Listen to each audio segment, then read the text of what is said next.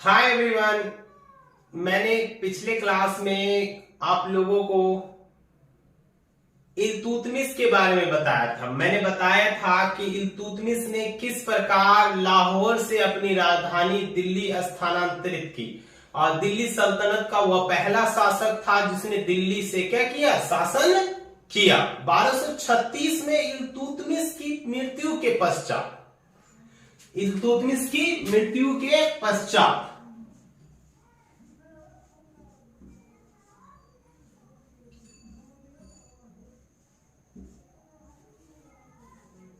रुकनुद्दीन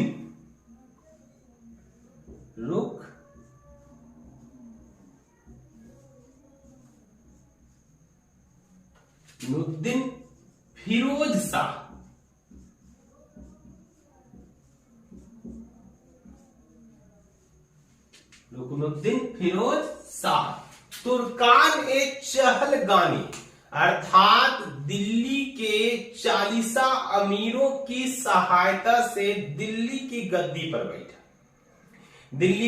पर बैठा। चूंकि यह इल्तुतमिश का पुत्र था इसलिए अमीरों ने इसे दिल्ली की गद्दी पर बैठाया, किंतु गद्दी पर बैठने के पश्चात यह एक योग्य शासक साबित नहीं हुआ, क्योंकि इसने ऐसा कोई भी कार्य नहीं किया जिससे इसकी योग्यता का हमें प्रमाण मिले, जिसके कारण दिल्ली सल्तनत के जो 40 थे, जो तुर्कान ए चहलगानी थे, वह इससे प्रसन्न नहीं हुए। और मैंने आप लोगों को बताया है कि किस प्रकार से इल्तुतमिश की पुत्री रजिया अपने पिता इल्तुतमिश के साथ राज दरबार में भाग लेती थी और राज व्यवस्था से संबंधित हर एक प्रकार के कार्य में अपना एक योगदान देती थी। तो रजिया को लगा कि नहीं भाई, मुझे दिल्ली सल्तनत या दिल्ली की गद्दी पर बैठाया जाना चाहिए, किंतु ऐसा हुआ नहीं। अतः वह कहीं ना कहीं अपने मन में खपा थी, जिसके कारण उसने एक दिन जुम्मा के दिन नमाज पढ़ने के पश्चात, देखो इल्तुतमिश जो था ना, उसने एक व्यवस्था कायम किया कि यदि किसी भी व्यक्ति को न्याय नहीं मिलता है और उसे लग रहा है कि उसके साथ सही न्याय नहीं हुआ है, तो वह नमाज के पश्चात जो है मस्जिद के सामने जाकर लाल कपड़ा पहनकर खड़ा हो सकता है और अपने न्याय की गुहार लगा सकता है। तो रजिया ने ऐसा ही किया, क्योंकि उसका भाई जो था वह एक योग्य शासक नहीं था, जिसका नाम रुकनुद्दीन फिरोज शाह था। इसने अपना अधिकांश समय भोग विलासिता में ही क्या कर दिया, व्यतीत कर दिया, है ना। इसलिए उस समय के इतिहासकारों ने इसे विलासी जीव की संज्ञा दी है, विलासी जीव की उपाधि से इसको विभूषित किया। अब आप समझ सकते हैं कि इस प्रकार की उपाधि कोना लोगों को दिया जाएगा, इसमें कोई संदेह है नहीं। तो रजिया ने वैसा ही किया, अपने पिता के द्वारा स्थापित व्यवस्था को उसने क्या किया, फॉलो किया। उसने लाल वस्त्र धारण कर एक दिन जुम्मा के नमाज के पश्चात, पता है ना जी आप लोगों को जुम्मा का नमाज कब पढ़ा जाता है, किस दिन, शुक्रवार के दिन दोपहर के समय। तो नमाज के पश्चात जो है वो लाल वस्त्र धारण कर मस्जिद के आगे खड़ी हो गई। तो भाई अब सारे लोग इकट्ठा हो गए कि भाई क्या हुआ, बताओ रजिया क्या समस्या है तुम्हें। तो बोला मैं दिल्ली की शासिका बनना चाहता हूं। बोला है ऐसा पॉसिबल नहीं। बोला नहीं, मेरे पिताजी के साथ मैंने उनके जो है राज दरबार से संबंधित सभी कार्यों में योगदान दिया है, आप मुझे एक बार मौका देकर तो देखिए। उसने लोगों को अपने बातों से प्रभावित किया, जिसके कारण दिल्ली की जनता ने रजिया को दिल्ली सल्तनत या दिल्ली का जो कहिए दिल्ली की शासिका नियुक्त कर दिया। रजिया को क्या किया, दिल्ली की शासिका नियुक्त कर दिया।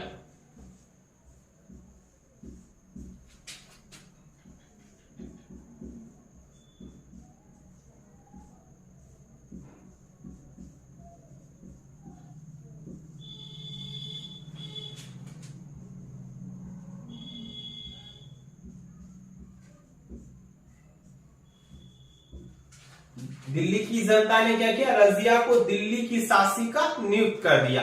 आपको जानकर हैरानी होगी,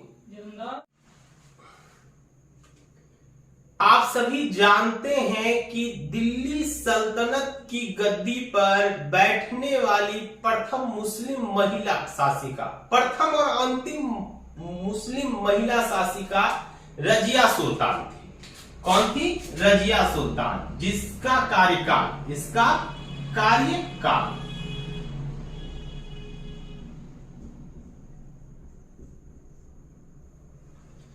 1236 से 1240 तक था। मैं आपको बता दूं कि रजिया ने 3 वर्ष 6 महीना और कुल 6 दिन तक शासन किया।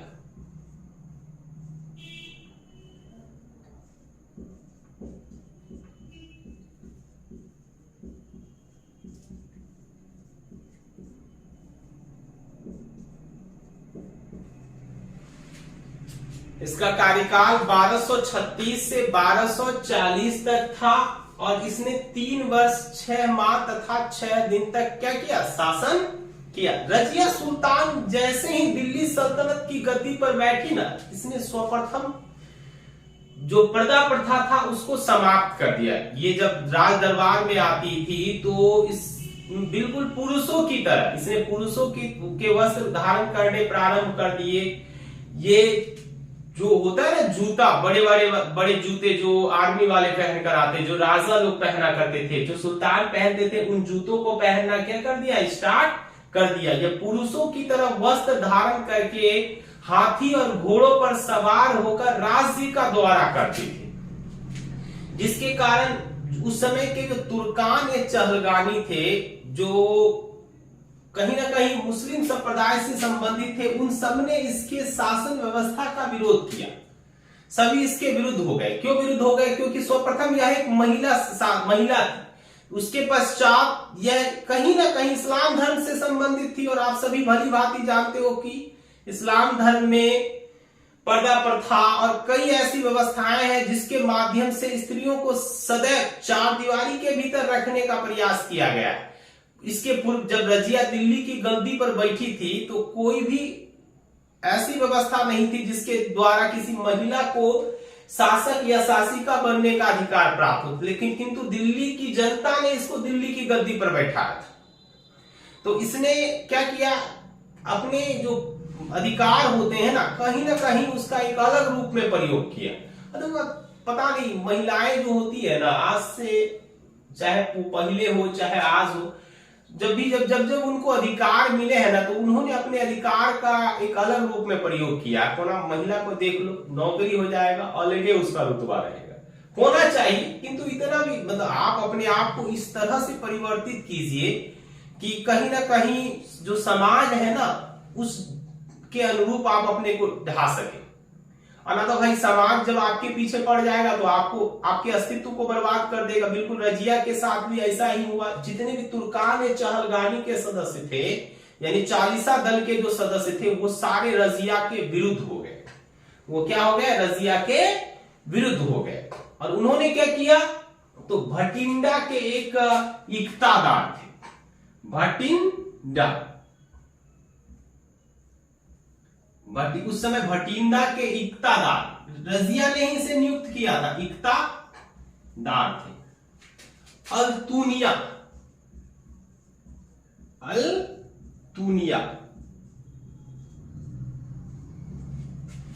इसे उकसाया, अमीरों ने इसे उकसाया कि भाई आप क्या कीजिए, जाकर रजिया पर आक्रमण कर दीजिए और दिल्ली की सत्ता जो है उससे छीन लीजिए, क्योंकि रजिया को बहुत सारे अमीर पसंद नहीं करते थे। एक और कारण था जिसके कारण कि रजिया का विरोध उस समय बहुत ज्यादा हुआ। वो कारण था रजिया के सेनापति जमालुद्दीन याकूत। रजिया का जमालुद्दीन याकूत के साथ कुछ विशिष्ट संबंध था। रजिया जब घोड़े पर बैठती है तो जमालुद्दीन याकूत उसके जो है उसे हाथ का सहारा देकर क्या करता था, घोड़े पर बैठाया करता था, जिसके कारण जो है पूरे, अब इसमें क्या सच्चाई थी हम लोग नहीं जानते। बहुत से इतिहासकार मानते, बहुत सारे जो अमीर तुर्कान चहलगामी थे उनका मानना था कि नहीं, रजिया का ना अफेयर छो, किसके साथ, तो याकूत के साथ, जो ना के कारण रजिया का विरोध होने लगा खूब, सब तरह तरह की बातें बनाने लगे। ऐसे भी गांव घर में देखते हो ना, देखो ना लड़की अगर देखो कोना से बतिया ले तो बवाल हो जाता, और चौक चौराहा पे बतिया ले तो समझ लो बवंडर हो जाएगा, पूरा गांव में पता चल जाएगा, पूरे सबको पता रहेगा, रे फलनुआ के लड़का जो है ना, सॉरी फलनुआ के लड़की फलनुआ के लड़का के साथ सेटिंग, एकदम ढिंडोरा पीट जाएगा, जो ना को ना कुछ पता होगा वहू को पता चल जाएगा, और सब इंटरेस्ट लेगा इसमें। गांव घर में तो यही होबे करता है, सब जानवे करते हो। तो वही हाल हुआ रजिया के साथ, चूंकि वही शासिका थी, और शासिका के लिए कोनो बात अगर निकले तो फिर तो वो छिपने वाला है नहीं। तो ऐसा ही हुआ सेम किसके साथ, रजिया के साथ। पूरे नगर में ढिंडोरा पिटवा दिया गया कि रजिया का किसके साथ अफेयर है, जमालुद्दीन याकूत के साथ, जो कौन था, सेनापति था, सेनापति था। चूंकि उसके समय में, रजिया सुल्तान के समय में जमालुद्दीन याकूत का जो था ना,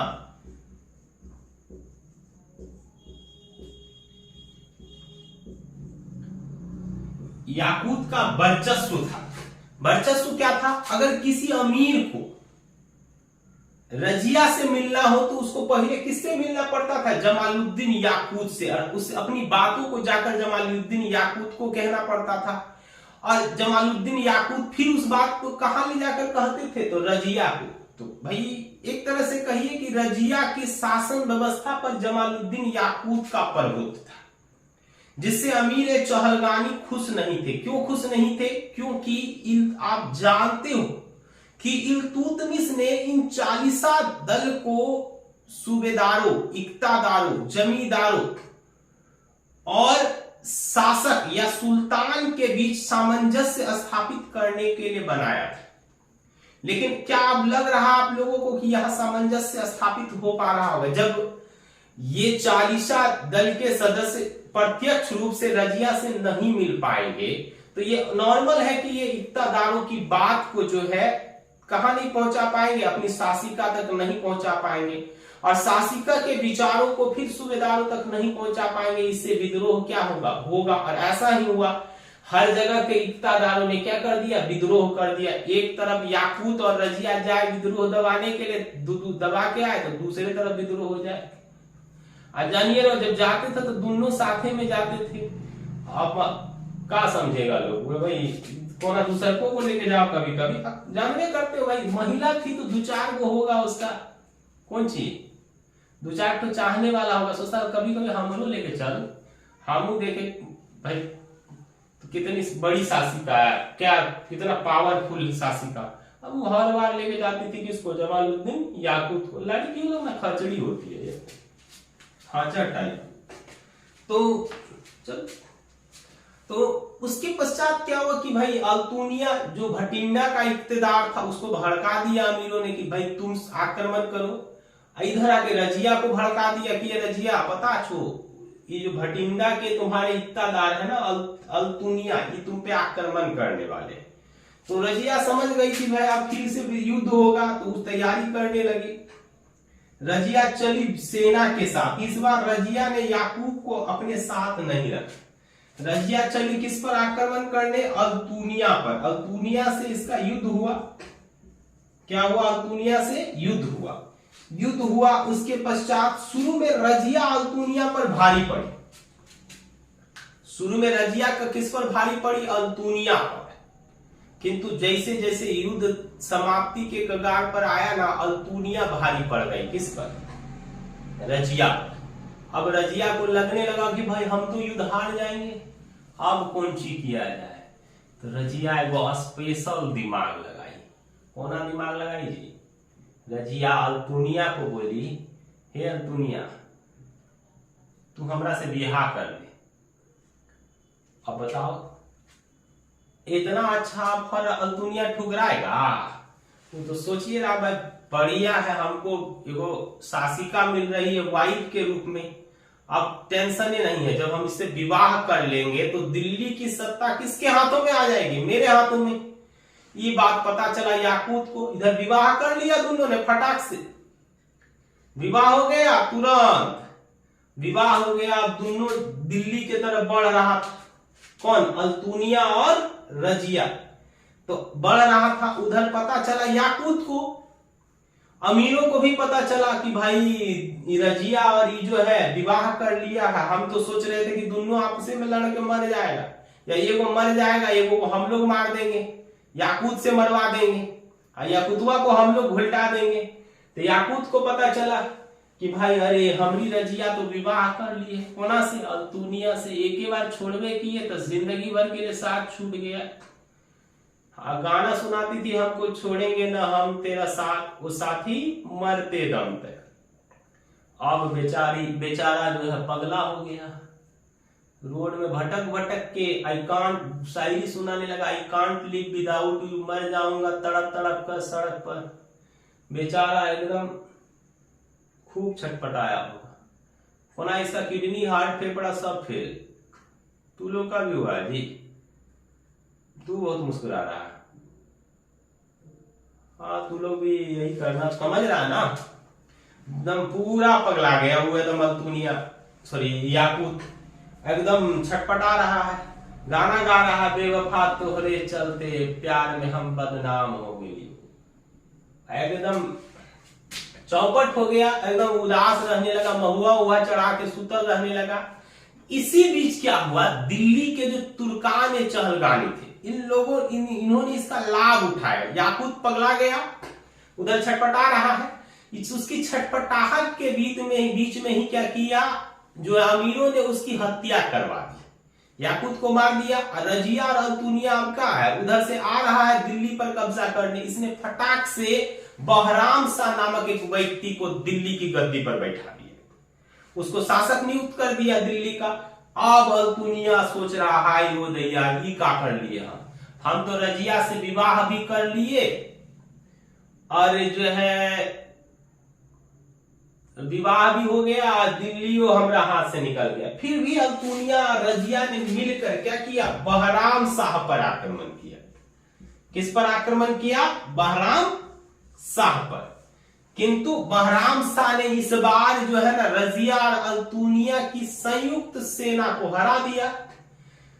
हार गए दोनों, हार गए तो रजिया और अल्तुनिया अब वापस चले। कहां जाएंगे वापस लौटकर, भटिंडा, ससुराल वहीं है तो कहां जाएंगे, भटिंडा लौट के जा रहे थे, भटिंडा जा रहे थे। तब ये रास्ते में जो है ना रजिया की सेना और अल्तुनिया की सेना ने इनका साथ छोड़ दिया। कहा छोड़ दिया साथ, अब बार बार भाई अपना तो आप शासिका हो, अब ना ही आप किसी पोस्ट पर हो।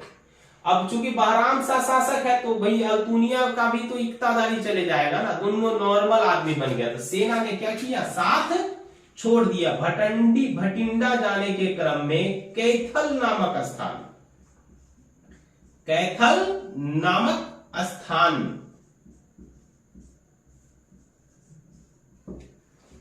जो है एक पेड़ के नीचे दोनों आराम कर रहे थे।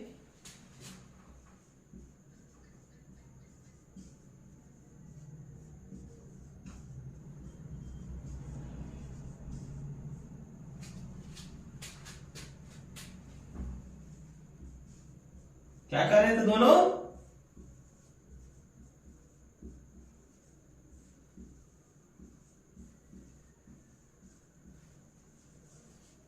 चूंकि ये रजिया रानी थी, शासिका थी, तो नॉर्मल सी बात है, वैसे शासिका थी तो जेवर उवर तो भरपार पहनी होगी। महिला लोग जानवे करते हो ना, आगे तुम कुछ रहे है ना, जान जाए पर जेवर ना जाए। एकदम नाक में कुछ पहन दीजिए, नाक में बाली, कान में बाली, और कौन सी पहनने की अजबे। तो कैथल नामक स्थान में पेड़ के नीचे दोनों आराम कर रहे थे, तभी डाकुओं के एक दल ने इन पर हमला कर दिया। डाकुओं के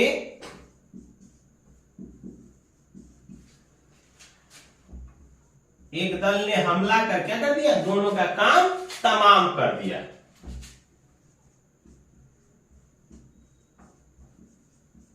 हमला कर दोनों का वध कर दिया, वध कर दिया। कब वध किया था? तो वो दिन था जिस दिन जो है दोनों की हत्या कर दी गई, वो दिन था 25 दिसंबर, 25 दिसंबर 1240 को। अब दोनों की आत्मा साथ ही साथ भटक रही होगी, सही होगा।